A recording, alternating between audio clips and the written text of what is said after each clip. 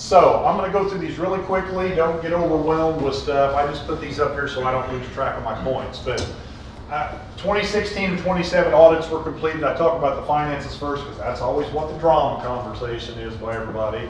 Our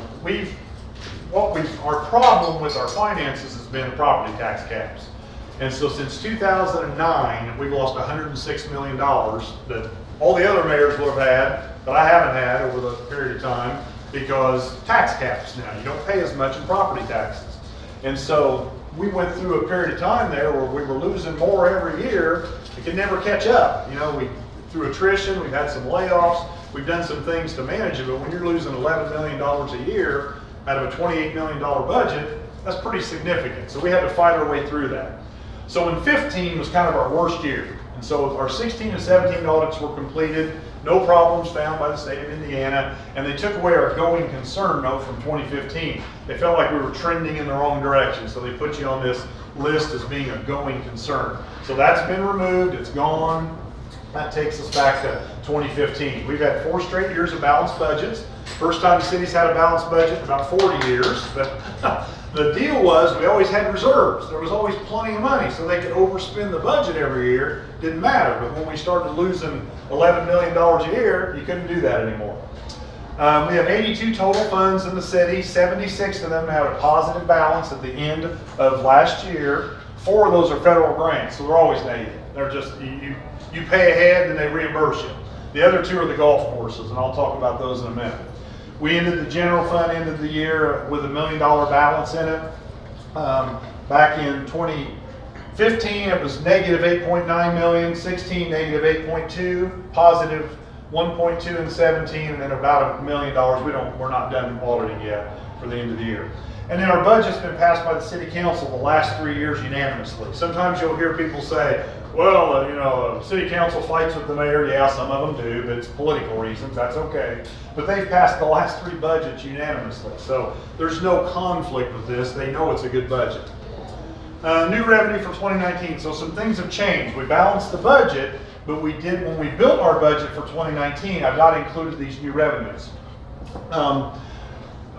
We've talked, and you've heard all the drama about our commercial assessments. They've been totally wrong here. They've just been an absolute joke. If you talk to somebody that owns a McDonald's or an Arby's or a Red Lobster, they're like, man, we don't pay anything in Terre Haute, Indiana, but right across the street or another community, we're paying 5 times that. So we've been hosed as a community, and what that means is when you don't make them pay their fair share, the rest of you pick up the difference. And so finally, we have an assessor that's gone in and made some changes. Some of it kind of started happening before he got in there, but they fixed it now. I won't say it's fixed, but it's better than it was, so it's more fair. You shouldn't pay more than 1 penny more than what your assessed value really should be based on the market. We have not done market things for commercial. So you've got places like that Arby's down south paying $15,000 a year, or it's assessed at $15,000 a year, and they're paying a couple $100 in taxes, when I've got a little empty building down on South 7th Street that I've been trying to sell that I'm paying $800 in taxes on. So try to, you know, it just doesn't match up. So my point is, with these assessed value changes, our assessed values went up by 7%. Okay, that's pretty significant. The state average is usually 0.5% to 1%. We went up 7% because we were so far off, and it still has work to be done. If you have a piece of commercial property, you may be saying, wow, that's sticker shock. It should have been done a little bit easier, but I'm just glad it's moving in the right direction.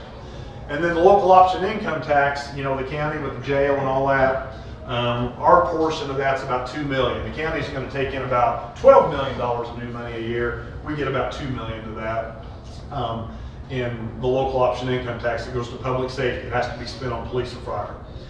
We have minimal debt compared to our peers. So if you look at any other Class 2 city, there's 22 Class 2 cities in Indiana and 1 Class 1 city, which is Indianapolis.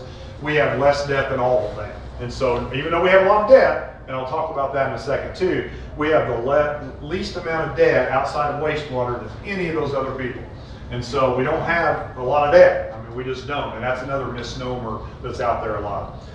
Some internal borrowing we do, the tax anticipation warrant and the Department of Redevelopment loans.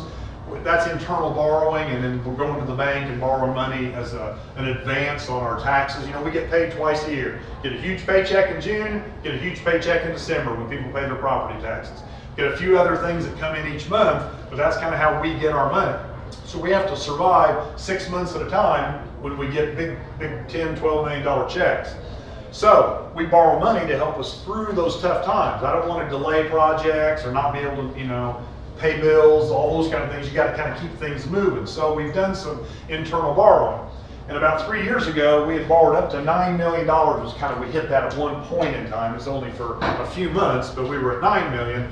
Now we've got that down to $3 million, and hopefully in another year, we won't need to borrow any. I'm not afraid to borrow. It costs me about $150,000 to borrow $5 million for a year. And so it's cheap money that we get right from the bank here locally. It's good for them, and then to make sure that I can keep doing the things that I need to do. And in our 3-year comprehensive financial plan is being updated again. We're on a regular schedule with that now. With Unbought Associates, it's our financial consultants, largest firm in Indiana, and they're helping us to, what we're really focused on now is how to build our reserves up. What level of reserves do we want? Projects with state funding, this is important because these have all happened within the last 18 months. Most of them in the last 6 months, but a couple go back to 18 months. And a lot of this has to do with what Rachel Leslie's doing with RJL Solutions. We now have a lobbyist working on behalf of Terre Haute in the State House and working in the governor's office and elsewhere on a regular basis. So we got $900,000 for the Margaret Avenue Drainage Project from the state. It's a $1.8 million project. Everybody thought something new was being built there on the north side of Walmart, but what we were doing was taking care of the horrible drainage out there. So we got $900,000 from the state on that. We've got 2 community crossing grants in the city of Terre Haute. The county's got 1, we got 2, about $1 million to do additional paving in the last year. The local tracks overpass grant that we just got, $17 million grant to build another overpass at 13th and 8th Avenue. The Main Street downtown planning was about a $50,000 hit for us to not have to pay for an update of our downtown plan that the state's paying for. We got our Arts and Cultural District designation downtown, which is not money tied to it, but now it positions us for grants to do things downtown. So this is going to be huge down the road. You're going to hear much more about that. And then we're getting a grant from DNR for a new boat dock at Fairbanks Park. You know, a year ago, it got destroyed by the ice flow. And so we've got a new one that we're going to get awarded this in April. We already know we're going to get it, but it hasn't been announced yet. But we're going to get a new boat dock that we'll put in that we'll take out every year now because we can't. If we leave it in, it'll be destroyed. So we have to take it out. So those are just things that have been really helpful from the state of Indiana, just from us and our collaboration. The governor's really trying to help Terre Haute, and with Rachel over there every day, it's just things are going unbelievably well. Let's see, recently completed projects. This is kind of last year moving into this year. We finished out 7th Street South. That was about $500,000 to finish that Holman to Margaret section. And so that's all been completed now. We have a little paving to do on the north end of 7th Street, and then the whole thing will be completely done.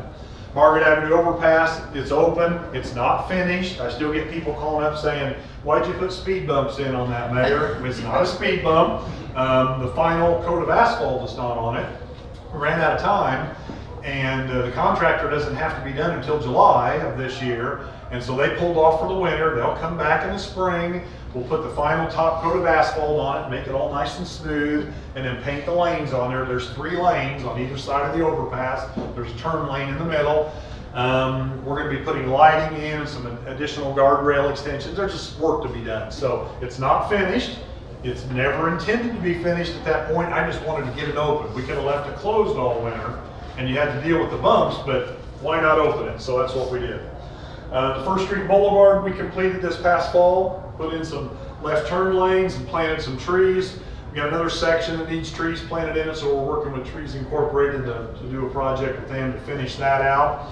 We did about $1 million worth of paving projects outside of these projects last year. That's the most we've ever spent. We had a little bit more money from the new gas tax and the fees you pay when you renew your plates. And so that's allowed us to do a little bit more. We get about $300,000 to $400,000 more a year. So we added that to our community crossings money. We were able to do some extra stuff. We keep spending redevelopment funds down in that 13th and 14th and Holman area, building those neighborhoods out. So putting storm drains in, new curbs, and just kind of revitalizing neighborhoods like we did up on the north side off of 25th Street and the avenues. And then I give this example last only because it's a little thing, but this is the kind of stuff that I deal with. So we go out and we borrow a bunch of money, we do the wastewater treatment plant upgrade, we spend $150 million in all that. But then they come along after we're all done with the plant, brand new, operating great. It's probably right now, it's the most state-of-the-art plant in the state of Indiana. They say, you know what, you got to start taking phosphorus out. So they inform all the wastewater treatment plants, you got to take the phosphorus out. So I just had to spend $1.7 million to take the phosphorus out. Probably next year they'll pick something else. So we'll spend another $2 million next year. That's the kind of stuff that your sewer bill goes to. It's just an ever-evolving, constant, new things that you have to do, and even though you've got the most state-of-the-art plant, it doesn't do everything that EPA or IDM wants you to do. So I only put that up there because people think, well, our bills ought to go down at some point. Well, it really doesn't happen because we have to do more things. Upcoming projects, First and Holman intersection improvement. The railroad completed their work this fall, so we'll be opening that intersection back up. So if you're coming from the south and you got to make that jog and keep going and go straight. And so we're going to change that intersection and open that back up. It's a pretty significant project. It's just taken a while to deal with the railroad. I mean, I've had this on the list for 2 years, and now we're just finally going to get it done. Poplar Street, which you may have read in the paper this week, our bids came back about $200,000 over what we thought they were going to be on this one, so we're going to have to figure that out. But my plan is still to upgrade Poplar between 25th and Brown, adding a third lane in there in the center turn lane, and then doing some drainage improvements and fixing the traffic signal at 25th and Poplar, so it's got left turn signals in it. Huge congestion. I mean, I go through that intersection every day, and it's just awful. You can't, but one car can usually turn. That's about all that can make it. Yes? Along with that, will there be sidewalks added to that project? Not yet. That'll be separate. Not on this part, because we got community crossings money to help us with half of this, and they won't let you spend it on sidewalks. Have to spend it on streets. We're going to come back in and do something in there. I'd like to be able to connect, and I don't know how I'm going to do it yet, but there's two things we want to do. We want to get the trail from Deming Park back out to Poplar at some point, so you don't have to use Ohio Boulevard. You can come through the park and then go on out to Dobbs. But we need to get them back to that corner because I need to run them south along Fruit Ridge and connect it to Holman. But we also then want to go west and go back and at least get it to Woodrow Wilson, kind of a thing. So not part of this, but it's coming.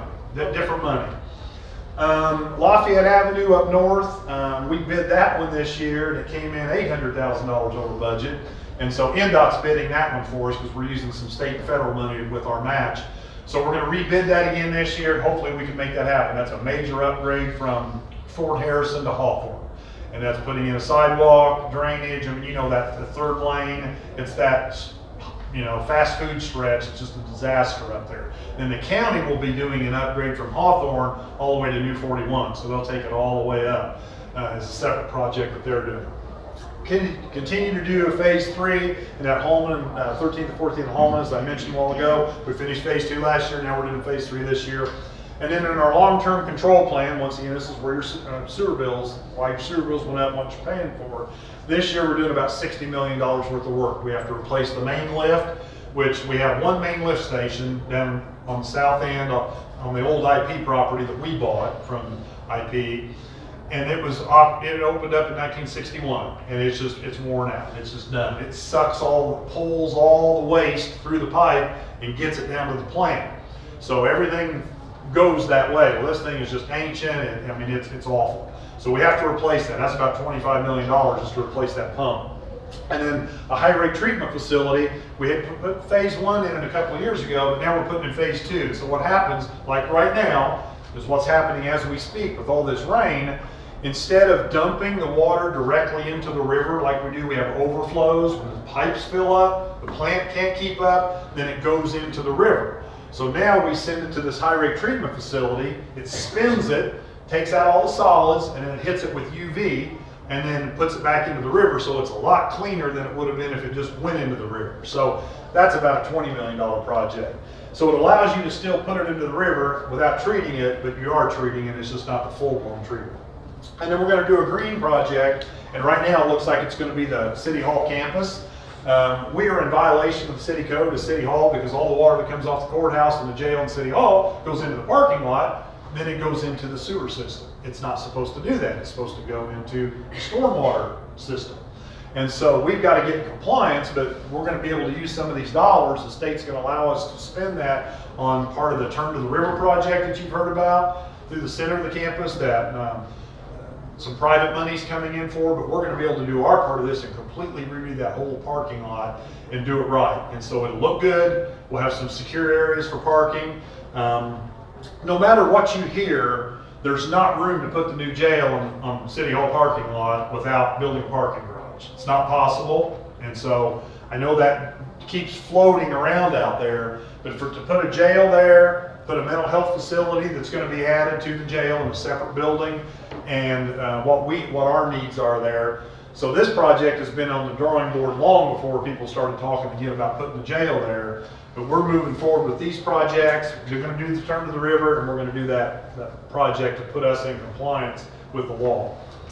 Downtown, just a few quick things on this. We have some new bike racks, benches, and a dog water station that were put in this last year. We got the Arts District designation, the strategic planning process I told you about. We put additional lighting on Ohio Street and on 6th Street and on 5th Street. We're going to keep going with that. Each year we're going to add more of that decorative lighting. The convention center, we've needed a convention center forever. We're not even in the game. When about 6 years ago, I met with ISU, Dr. Bradley, he said, Mayor, would you be willing to put some money in so we can remodel Holman Center? I said, no, I don't feel comfortable with that because, I mean, you guys have your funding sources, we have ours, unless we build a convention center. I mean, if you want to do something like that, then I think I can sell it to the taxpayers that we'll do a convention center on the front of Holman Center. So where it fell apart is that Dr. Bradley wanted it to be on the back side of Holman Center, and we wanted it all to be on the front side of Holman Center. And so that's why it fell apart and it just didn't happen. So that's behind us, it's, you know, water under the bridge. But this convention center will work in Terre Haute. We've got many smaller communities than us that have them that are working just fine. I get a little pushback from people saying, well, it's not going to help me. But you wouldn't believe how many conventions that want to come to Terre Haute, you know, they rotate. You know, you guys probably belong to groups and things. They love to move around. They can't come to Terre Haute because we have nowhere to put anybody. When the Holiday Inn closed their space up, there's nothing now where you've got a hotel and convention space. We have nothing in Terre Haute. So this is going to work. It's going to work great. There's going to be 2 new parking garages. There'll be a 4-story parking garage right here and then a 4-story parking garage on the other side of the state office building. That state office building will be converted to a new hotel, and those folks will be relocated in a different building, hopefully in the downtown area. And this is going to be a really, really good thing. And more money is coming in through the food and beverage tax than we thought was going to, which is a good thing. I mean, there's estimates about everything, but a lot of people still come to Terre Haute to eat and drink, and that's what's helping to pay for this, along with our edit funds that we're putting into that. So I didn't want to dwell on too much, but this is going to be a big game changer for us to. Terre Haute is changing. I'm going to talk about tourism in a minute, but it just ties directly into that. And then the historical museum is going to be the 9th museum, when you include the Larry Bird Museum as part of the convention center, that'll be within walking distance of the convention center. 9 museums. Very few other cities in Indiana can make that claim. Very few. Carmel can't even make that claim. All right, I just had some pictures on there for some people that I stuck in. Riverfront Lofts, you know, huge addition on the river. This took 9 different groups to make this happen. If any one of the pieces didn't happen, this project would not have happened. And the city played a huge role in this particular one. We created a TIF district just for that building. So all the property taxes they pay go back in to help pay for this thing. But it's really been a catalyst, and you'll hear about other things coming in the future, especially on the north end, it's related to the success of this. I'm just kind of in the housing section here now, but Annex 41, they got where they wanted to be, and they believe they'll be at 100% occupancy for the next school year. So huge investment on their part. We put a little bit in with new sidewalks and some paving behind it, so we assisted with that project also. And just quickly, 30 new single-family houses. The Housing Authority's building on lots. We tore down 81 houses. I think I've got that on a slide coming up here this year or shortly. But this last year, we tore down 81 houses in the city. I mean, that's a lot. We usually tear down about 40 or 50. That's what we can afford to do. But we did 81 last year, and we've taken the 30 of the best ones, and we're putting houses, single-family houses and duplexes on them, kind of fill in the missing teeth in some neighborhoods, down on South 9th, up here at 13th and 3rd Avenue, trying to put them in visible places where people can kind of see there's something happening. So I'm really excited about that. We haven't had that kind of development in the city for many, many years. There's 35 new condo duplexes going in and out on Poplar Street. You know, was going to be an apartment complex, then it was going to be a different version of that, and then it turned into this. So we'll have 70 owners out there that own their condo, and that's going to be a great addition. You've seen them begin to clear the land out there, so construction has started. We've got new $200,000 homes being built in Holman Way and Terra Vista Glen. Haven't had that. You know, every once in a while you get one or two, but we've got multiple houses going up right now. And then the Miller Parrott project and the former Lighthouse Mission, they're still advancing that. They hope to close on that in May with the Lighthouse Mission, give them the rest of their money, and then they've got their funding in place to turn that into subsidized housing there right across from Gilbert Park. So that building won't be torn down, and it'll be a save. And then we have another one here, Walnut Square. Well, this is the old Y there on 6th Street. So this is a project that just got approved recently too for additional subsidized housing, but this is the picture they're going to add on this piece over here on the south end, and that's what looking east, if you will, from UAP Clinic. That's what that project will look like. They will get started on that sometime later this year. I saw environmental work being going on out there yesterday, out there drilling some stuff in that site of the new addition. Silver Birch, we were a conduit for this project. It's up at Lafayette and Locust. I mean, it looks great. This is a recent picture that we took. I mean, the facility looks awesome. It's an assisted living facility, kind of on that south end of Union Hospital's campus, the north end of ISU's campus. We're hoping this will spur some development. So we were the conduit for their financing. Didn't cost us anything, but they needed us to have the money flow through the city. So that's been a great addition to that north side of town. Peerlex, so I'm talking about economic development things now. This is a new building going up in the Fort Harrison Industrial Park up on Steelton Road. $25 million investment in this facility. Tires are ground up out in Seattle, where their corporate office is. Put them on a rail car, ship them to Terre Haute, and we'll talk about railroad in a minute. But more rail cars are coming to Terre Haute for a variety of reasons. But they bring all their raw material in that way, and then they've got 3 customers here, plastics industry. So they pull the wire out, they pull the oil out, and then they're able to use the rubber component for our plastics traders. So they're servicing raw material for local plastics industry. And 55 jobs, most of those jobs paying over $20 an hour to start. Tredegar is doing a major upgrade. This is right on Fort Harrison, just really close to the Parallax. But it's a $25 million investment and 35 new jobs. They decided to do the expansion here instead of their plant in Chicago. That was a good win for us. I've got a personal connection to this because it's where my dad used to work when it was Visqueen back in the day. And I remember that parking lot right there. I used to go and meet him to have lunch. You know, when he came out on his lunch break, his little metal bucket, you know, it was pretty funny. But that just really, they covered over the parking lot there and added on, and that place continues to grow and does very well in our community.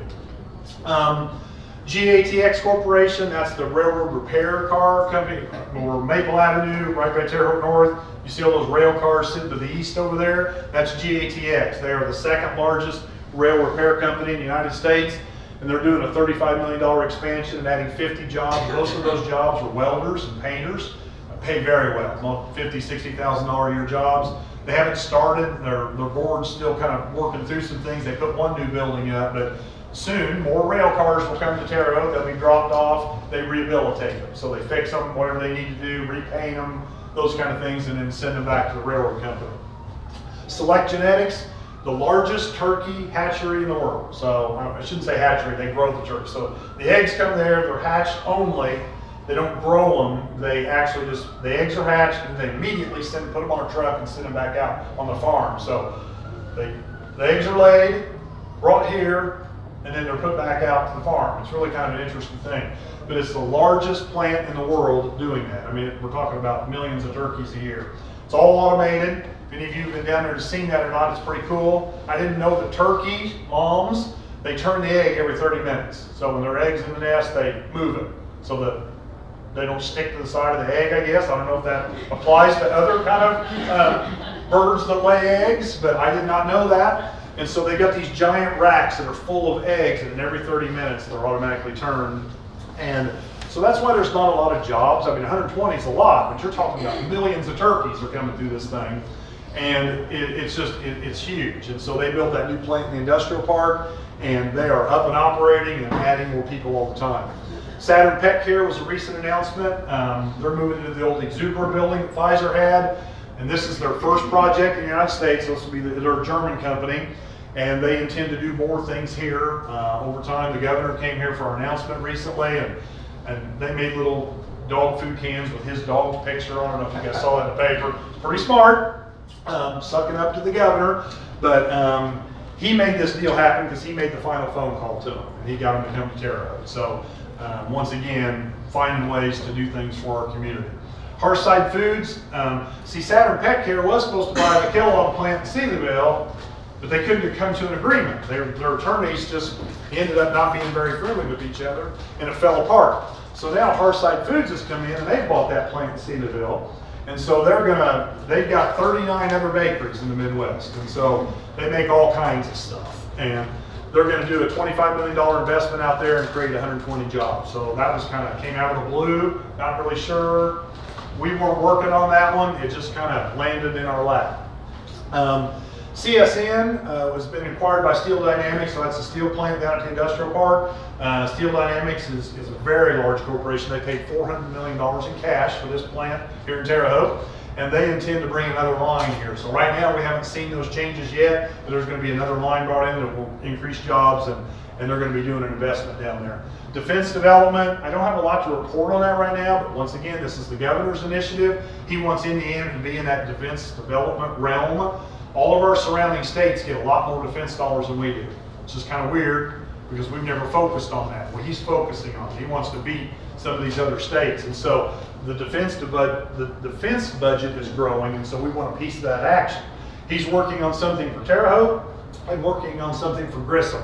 We've got two huge airports, giant runways that can handle anything, and we're trying to find ways to tie that into the private sector with the developments and things that they're doing. So more to come on that. And then Launch Terre Haute, there's just been quite a few things recently that's made me feel excited about us growing local talent and helping people start a business.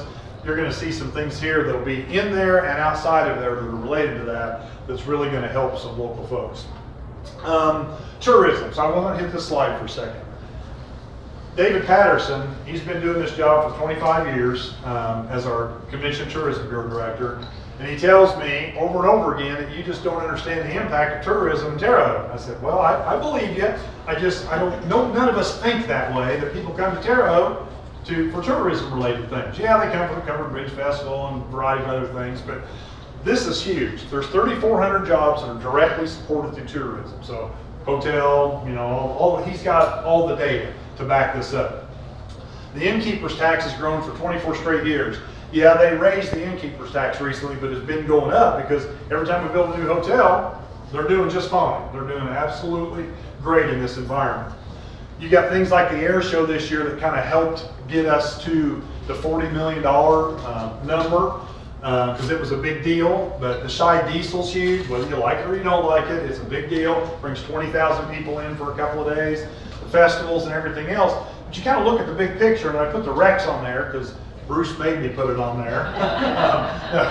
They've won the championship twice, but every time their name, even though it's the Longmont Family Rex, now I keep saying Terre Haute Rex, sorry. Those kind of things help us be on the radar screen. I've got mayors from other communities now who are wanting to join the league calling and saying, hey, what's the impact for you guys? It's huge. It's about a $2 million impact out of that $40 million impact, and they're only operating for 2 months of the year, when you think about that. So it's huge, and this is growing. You add the convention center in here and a potential casino, you're talking about a total game changer about Terre Haute being a place, a destination, versus I'm going there because of this. And it'll be because of these kind of things. So, in 2019, it's going to be the best calendar in 25 years. We're expecting 150,000 visitors. That's a conservative number because it'll be more than that. We know there'll be 150,000 people coming for these events and some others, but regional events at soccer and swimming, gymnastics, you can read that. National events, a quarter midget national event, and cross country, D1's back again this year. And then, as I say, the convention center and the casino, when you start adding it to these things we already have on a regular basis, it's a total game changer. It really is for us. And we're going to have to start talking about that more and more and what infrastructure improvements we have to make to support this type of industry. Some capital investments the city have made recently. New accounting and payroll software. We went to ADP, but our accounting software was put in 2003. And before 2003, they were still doing it on paper down there. I know that sounds kind of crazy, but under the administration prior to me, at least they computerized it. Well, this software was old when they bought it, and we've just been milking them along all this time. And then we've got a brand new state-of-the-art accounting software package that I can finally get the reports and things that I need to manage the city. That's been really hard to do because the other stuff was hard-coded and just wasn't very flexible. So we did that. It's just one of those things that we had to do. It's a real pain in the butt, but we finally have all the data converted over now, and we're using our new system. We took delivery on 3 new ambulances recently. We have a new ladder truck to replace ladder 5 down here.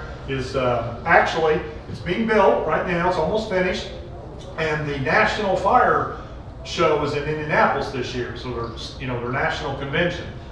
And our fire truck, our ladder truck, will be on display there as, we'll say, Terre Haute Fire Department right on the side. There'll be several 100,000 people coming to this convention.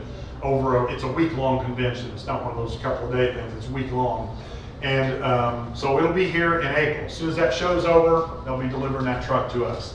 It replaces a truck that's just, it's got some issues. So we beat that truck up a lot. We just recently ordered 12 new marked cars for the police department and 5 unmarked vehicles. And I want to talk about the Bearcat for a second. We got a grant here too that I didn't mention on the grant sheet, but we got a $100,000 grant from the state to upgrade our SRT vehicle for our SWAT team. I had a local pastor that was beating me up. He wrote some letters to the editor, probably saw some of that, came to a council meeting and made a statement and said that people are scared and they feel like me and the chief are intimidating the citizens of this community by having that kind of equipment in our police department portfolio. Well, I'm sorry if he feels uncomfortable. I don't know, but I want our officers and I want the public to be safe. We've got an old M in our community that sits down there. It's a giant black thing. It's come in handy, I don't know how many times already, but we want to get rid of that and replace it with this Bearcat, which is a smaller vehicle, lower profile, but it's what everybody uses. I mean, that's what the state police use. So I told this guy, I said, okay, if I don't buy this and I take the other stuff out of service and we have a situation, then we're going to call the state police and they're going to roll up in a Bearcat. How's that going to help anything? I mean, just because we don't have one. That's not the point. State police shouldn't have it. I mean, and so I only bring this to your attention because this is the kind of stuff sometimes that it's hard to get people over that hurdle, but I want you to know that we're going to keep investing in the tools that we need. We've had 2 police officers shot and killed, and that's just unbelievable that that's happened during my time, but people shoot people now. They used to fight about things. Now they pull a gun out and shoot you. So we're going to show up. We've been to Clinton twice in the last 60 days. We've been to Sullivan. We assist these other communities too with our equipment and our SRT officers because the state police can't cover the whole district. And so we're going to keep doing that. I just want you to know that I'm not backing down because some people are scared that we've got a piece of military equipment in our arsenal. Transit, 3 new buses are getting ready to be ordered soon. We got to get rid of our older ones. And streets, we're going to be putting a new salt and sand building and a new street sweeper. We've got 5 street sweepers. One of them is just totally worn out, so we're going to be ordering soon. We're doing the specs on it now. Sorry, I kind of got caught up in that. Just a couple quick things here. Our crime rate's pretty stable. It's been dropping for 5 straight years. I don't have the final statistics yet. I won't have them for a little while, but it's stable. And so I couldn't be any happier about that. Our homicides were right at the same point they have been for the last really 7 years. And we're solving these crimes very quickly. That's the whole key. So we need a bigger jail because when we arrest people, put them in jail, then they don't commit more crimes. That's how you bring crime down. Sorry for those that feel like that we need to slap them on the hand and send them to a class. Some of these people, that's not going to work for. If it does work, I'm all for it. The addictions and the mental health component need to be addressed, but you got to put them somewhere secure because when they're not in a secure facility, they are committing more crimes. That's what they do. Sorry, but that's the reality of it. YMCA, oh, there's the 81 houses and 4 garages we did last year. That was pretty good for us. And 47 ribbon cuttings. I had one year I did 52. So in my 12 years or 11 full years, that was the second biggest amount of ribbon cuttings in 1 year. YMCA pool, couldn't be any more disappointed with the board there. I don't know if there's any board members here, sorry if there is. They have just totally fumbled the ball on this one over and over again. They decided in January they're going to close it, and they tell us a week before they're going to close, 2 weeks before we're going to close it. We could have already helped them and kept it open. I'm just still working on that one. I don't want to say anything else about that right now, but the goal is to get that pool back open again for public use as quickly as we possibly can. I just wanted to mention this one. Duke Energy is going to come in and send a lighting crew to do an inventory of all of our street lights at night. They're going to only work at night, fix them as they go, or the ones that have to be repaired with more significant repairs. And so that's never been done before. They just did Greencastle as one of their first places they went. They're going to come here next. And so soon you'll see that and hear more about this and how to report those. They've got a whole new system in place, so I'm excited about that. Most people don't call them in. They think we're supposed to know when a street light's out. So if you don't tell us about it, we can't tell Duke Energy to fix it. So if just call 311. If you see anything like that, feel free to call 311. Then if you see a yellow ribbon tied around a pole, you know that one's already been reported.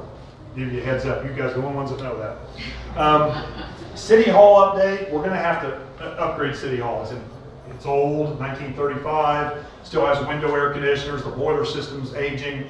We're going to have to, so I put it on here to get people thinking about it. We're going to have to spend some money in City Hall, probably a few $1 million.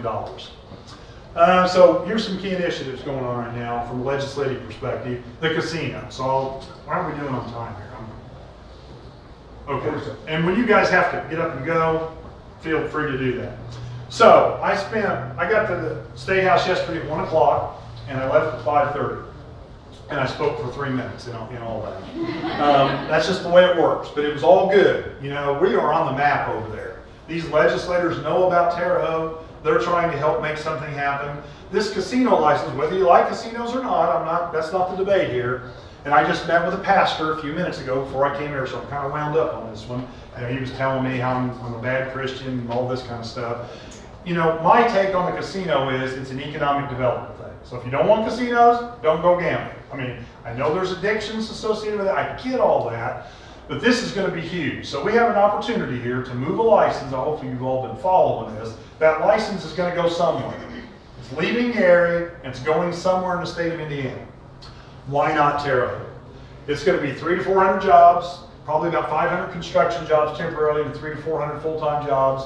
The dealers make more than $40,000 a year. The pastor brought me some data from 2012 today and saying, look, they only make $29,000 a year.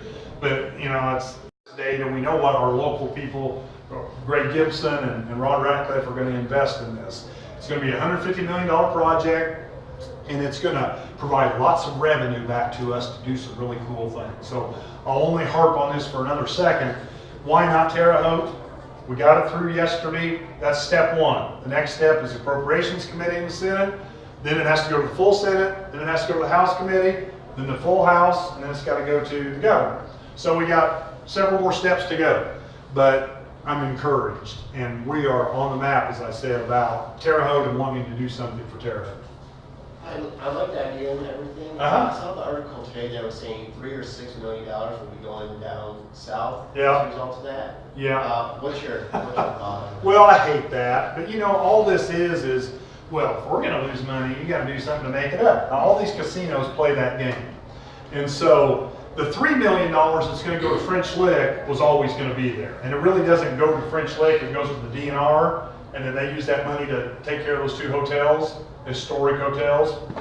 Evansville is upset. They don't want Terre Haute to get a casino because they think they're going to lose the most business of anybody. So they're like, well, we need our piece of it. Well, I guess if the casino operator wants to pay them that, that's nothing to do with me, but it's not going to affect what we get as a local entity, but it takes away from their profits. So I don't know if that's going to stay in the bill or not. We'll see. I'll bet Evansville will get something, but I don't know if it'll be $6 million. And then up on the north end, they're doing the same thing with them, saying, well, if you take one away from Gary, you know, and you build this giant one out on the interstate, well, then Hammond's Casino Michigan City's casino are going to suffer. We want some of that. Well, it's private industry, but it's regulated by the government. So, you know, it's kind of, they all think they need a piece of the action. I don't know if that $6 million will stay in. The $3 million for French Lick absolutely will. There's $2 million going to the horse racing industry here because they think they're going to be infected in Shelbyville and Anderson, whatever. But at the end of the day, first of all, they're going to pay property taxes. They're going to pay taxes on all the equipment they have. They are going to be contributing them back to us. The city's probably going to get somewhere in the neighborhood of $5 to $6 million a year of new revenue on an annual basis. And our intent is to use every penny of that for quality of life projects. I mean, we may stock a little bit away, put some in the rainy day fund, but the majority of that money will be used to do some cool things that everybody can benefit from. So if you don't like the casino, you can still benefit from the money by a new aquatic center is really what I want to do. So get rid of Denny Car Pool, get rid of the wide pool, and have something like Plainfield has. You know, the Recs want to build a new baseball stadium that will be privately funded, but we can help do a lot of that, component of that, and build a complex around it. So we have a sports complex and bring people to our community. Riverfront development. I mean, that's what I want to use that money for, that kind of stuff.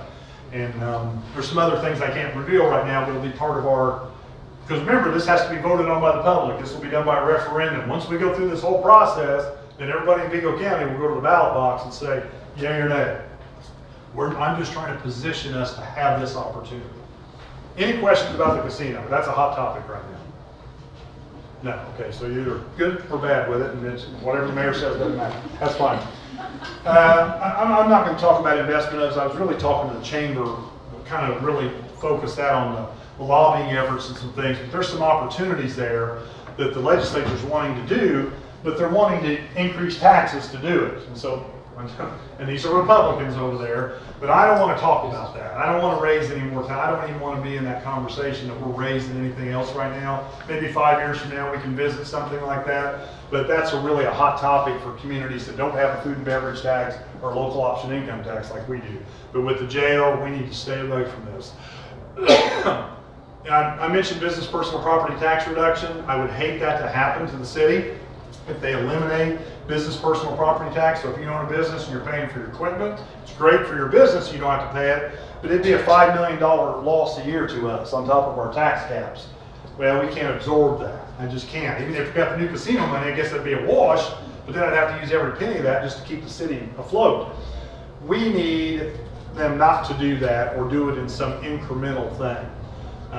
The guy in the legislature that was going to make this happen this session, he got in a really bad motorcycle accident over there, Doc Brown, when he was up in Michigan. I can't believe he survived. I mean, the guy should have been dead. His heart stopped a couple times. He's a good friend of mine. He's an emergency room doctor. He's a great man, but he wants to eliminate the business personal property tax. It's been on his agenda for years. Well, he got in that accident, so they didn't bring it up in the session. So we probably bought ourselves 2 years because of his unfortunate accident, but it's coming. And at some point, it's going to affect local government. It's huge. I mean, the tax caps was gigantic. This is just huge right underneath it. So we'd go back through the whole same thing we went through with the tax caps if they take this money away. I was talking to the mayor of Whiting, which is not a big community, but 80% of his income comes from business personal property tax because of those oil, refineries and steel things up there. I mean, their city, they wouldn't have any money. They wouldn't be able to run a city on 20% of their income. So they got to figure that out.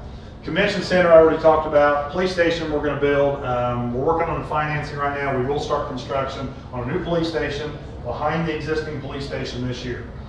All right, plan updates. These are just some things that we're in the process of updating. Our parks plan, downtown Terre Haute, Riverscape. Talked about turn to the river. Regional planning is a big deal. We have to be in the conversation with our surrounding neighbors. You can't do things in a silo anymore. State government won't fund you, the feds won't fund you if you're not partnering with other people. So the chamber's taking a huge lead on that, West Central 2025. Our Regional Development Authority, we got to figure out what's going on with that, but we got to keep talking collaboratively. And so you're going to hear more about that too. It doesn't mean a lot right now other than we're working together to find ways to fund things that affect all of us. Healthy Terre Haute. We are a horribly unhealthy place. So my focus here is only to get it on this map because I wanted to talk about it.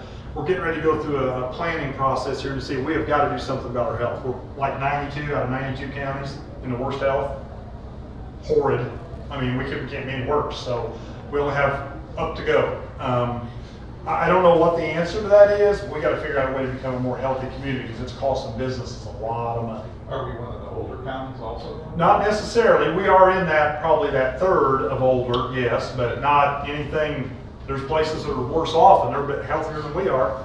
I don't know. You know, lots of people have looked at lots of data, but we are unhealthy and not getting any better. So, I mean, I spend $7 million a year in health claims just for city employees. $7 million a year is what's costing all of you as taxpayers to me to pay for my own employees. How many employees? Well, there's 525 full-time, and then we've got, you know, families and all that. It's 1,200 insured. $7 million a year, hard, you know, fixed costs and claims. Fixed costs are probably about 500,000 now, so 6.5 million in claims. It's horrible. But anyway, I digress.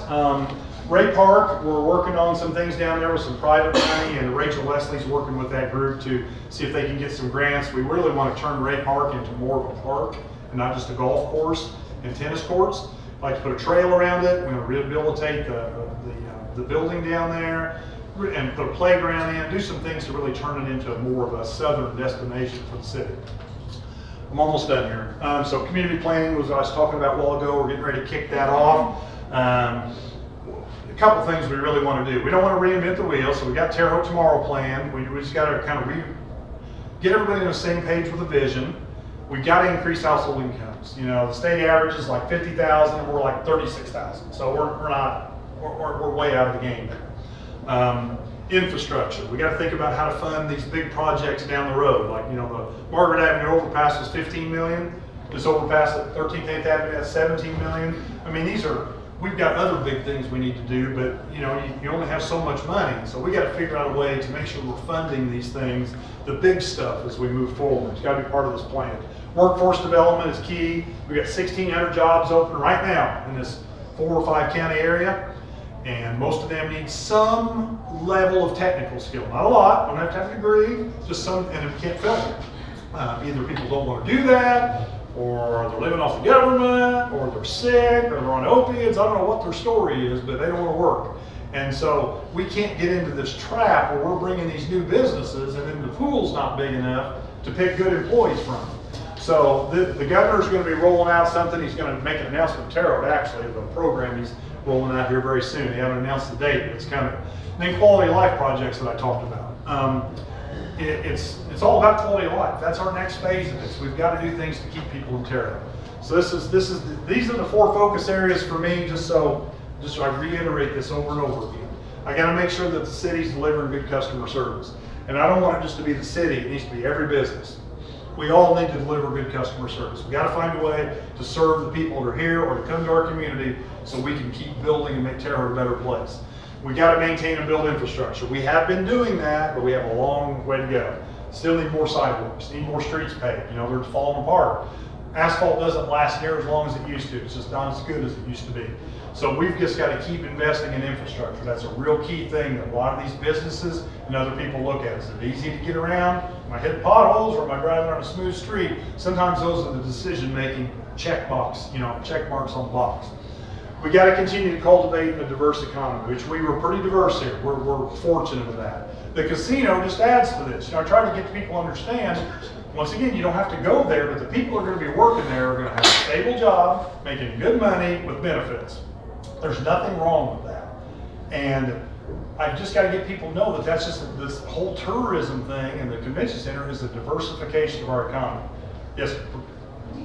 Are there any studies that show, like, will we have a better chance of our convention center being booked more frequently, like with a casino or with like some bigger? You know, that's a tough one to answer. If they were right by each other, absolutely. But since they're going to probably be pretty far apart from each other, there'll be some play into that. We're trying to make sure they don't build much convention space in their casino so they don't take any business away from us. You know, we've had that conversation and we'll be okay. But you know, some casinos, that's their draw. You know, when I go to French Lick every year for the mayor's conference, everybody wants to go there because there's a casino, it's a cool place, it's quiet, you're away from the, you know, the hustle and bustle. But if that casino wasn't there, there'd be a whole bunch of people that wouldn't show up. But then there's other people that they wouldn't touch that casino for anything. So it's kind of that diverse mix. Yes, it will help us, but it's not going to be, you just don't know how much. That's very subjective. It's going to help our golf course, and that's what I was going to mention too. We had an agreement with the first company that wanted to bring a casino here. You know, they were going to pay us a couple $100,000 a year, which balances my budget out there, basically.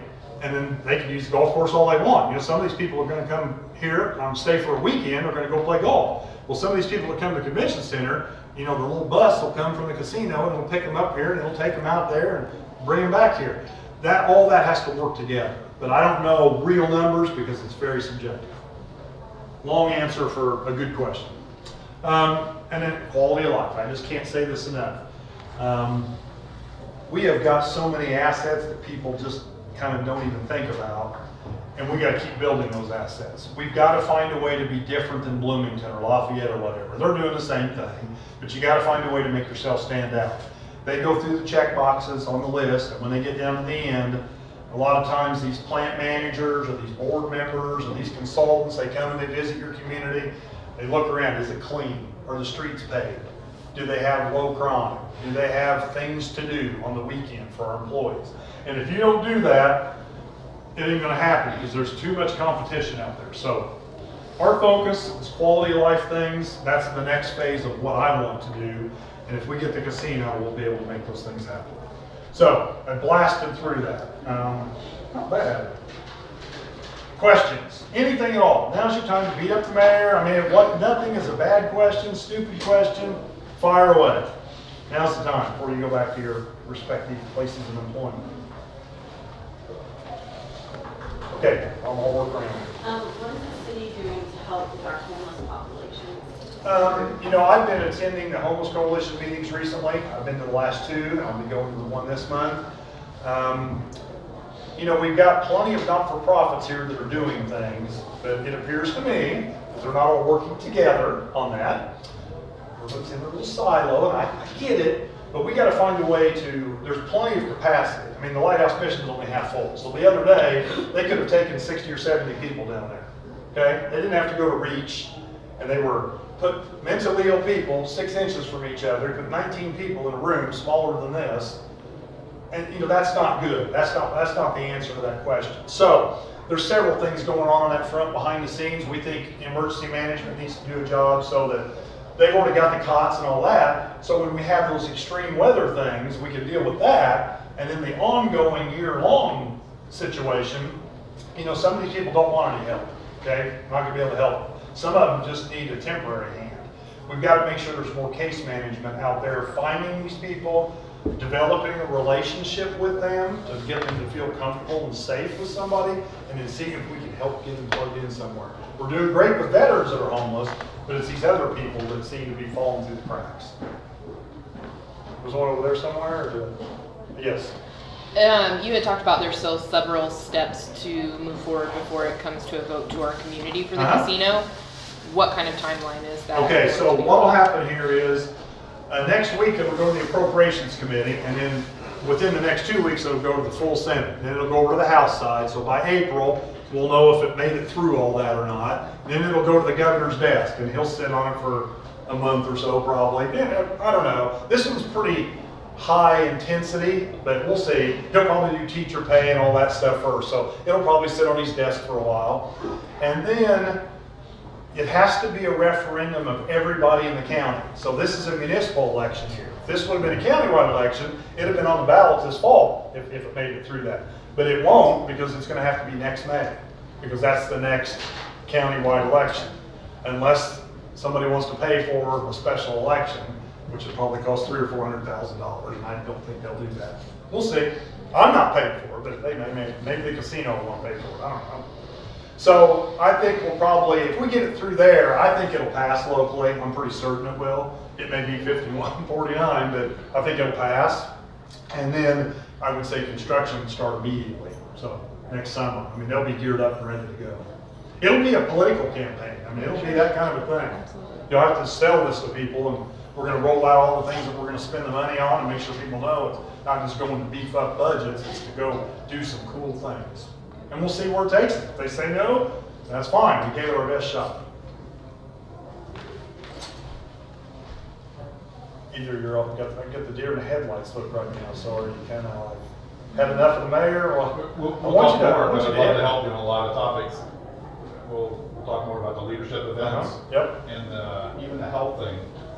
We're probably gonna open a dojo in the spring on the other side, maybe a Tough Mudder obstacle course kind of thing. That maybe I could help coach. I mean, that's what I do for a living, is coaching and training. I'd love to help. Okay, very good. We got to be healthier. I mean, I don't know, it's a big monster. I mean, but we are really unhealthy here. Sad, sad, sad. Well, thank you guys. Appreciate it. Keep up the good work with what all you're doing too. Thank you.